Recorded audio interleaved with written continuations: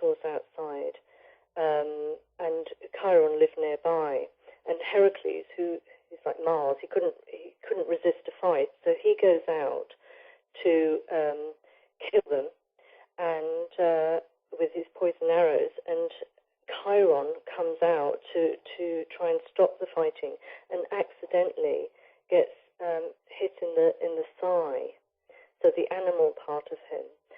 But even though the gods all gave their children to him to be trained in the laws of hunting and herb law and even astrology, because he had such a fine mind, unfortunately he couldn't cure himself.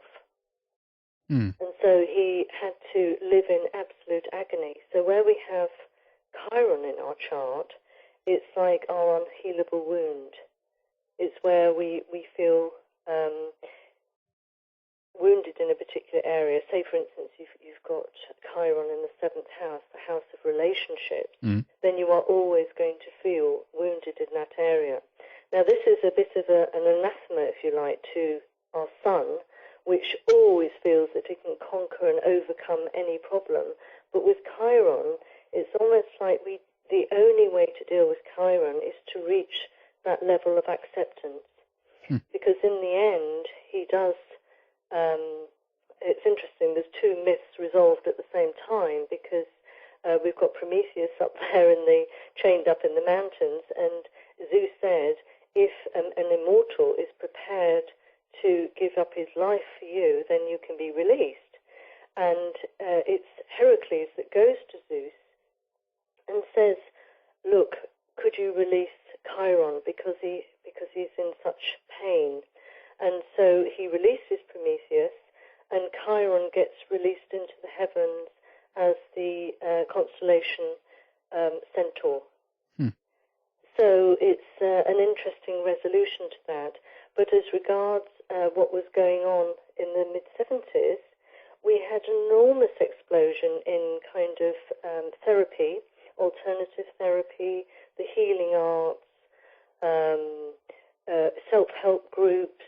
You know, think how many kind of groups started up in, working through your stuff and that kind of thing. This is all very chironic. And it was almost like we were open to that kind of energy, if you like, at that time.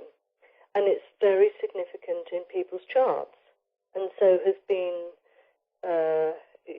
welcomed, if you like, into the astrological bodies and used now by, I would say, most astrologers use Chiron now. It's almost like that variable that you don't take into account at first, because also if we look at the orbit of Chiron, that is quite interesting. It's quite, it's inside the orbit of Saturn, and just outside the perihelion of Uranus, I think, right? I thought it was between Jupiter and Saturn, actually. Is that it? Okay, can be wrong here then. Isn't it in the Kuiper belt?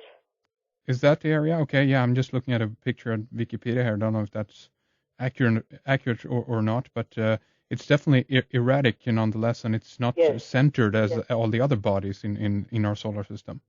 Yes, but even Pluto comes inside the orbit of Neptune. Okay, really? Quite erratic. Pluto, it's an interesting orbit, Pluto. So sometimes it's not even the outermost planet, because it comes inside the orbit of Neptune. But certainly all of them have such a profound effect. And when we go through a Pluto or a Uranus or a Neptune transit, we certainly notice it. Yeah. Like when we get to around 35, 36, we get our Pluto square, and you get a lot of people go through a difficult time then age 40, you get the Uranus opposition, that rebellious time, the midlife crisis. Right, okay. Where people just rebel and they overturn their whole safe lives. And then you get the Neptune square at 42, which is also part of the midlife crisis aspects. It's so fascinating. So that's when you get the disillusionment and you're thinking, oh my God, you look back over your life and you can feel terribly disillusioned. It's very many of these encounters that we have with these interesting energies and properties coming in. I mean, again, Saturn return is another one that you mentioned before, and is that usually around 29 or something? Is that right? Yes. Okay, Yes. and what does that mean more specifically? Do you know? Okay, well, it's because Saturn is the planet of reality completely. So it's like a lot of people, they think, right, okay, it's a time for taking on responsibility, duty.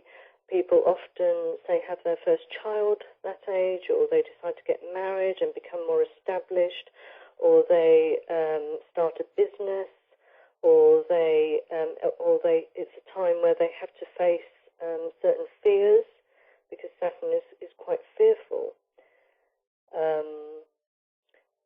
This is a time to do with reality. It's like a reality check. Interesting. How about I mean, again, you talked a lot about mythology that you seem to incorporate into this idea of both astrology and psychology. Have you looked into at all the kind of how these topics then correlate between each other? I mean, I know that there have been studies done on how mythology and psychology are very much interconnected, so to speak. Do you view it the same way, that the Grecian pantheon, for example, that we've primarily been talking about here so far, is aspects in our own psychology? Do you think? Yes, absolutely. Because if you look at a birth chart, it's almost like, yes, all these gods are alive and well in our psyche, and they're all playing out their various roles.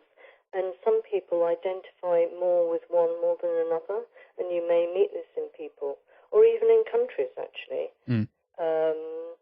Yes, you can have like types that are more Neptunian or Uranian or Plutonic. You just you can feel it from them, and it's because that particular planet is very prominent, or is maybe an aspect to one of their personal planets, so that they actually identify with the archetype. Interesting. Yes, it's very powerful. And was this anything that you got into at all when you studied psychological astrology, or maybe you can tell us a little bit more about what that actually means? Well, yes, because like Carl Jung, he used astrology to give insights into his patients, because I believe it's the best map of the psyche that we have. It's a fantastic tool, because the moment you were born, if you, as above, so below, so if you map out the positions of the planets at the moment that you took your first breath and incarnated on this planet, then, if you like, that's the blueprint for your life. Mm-hmm.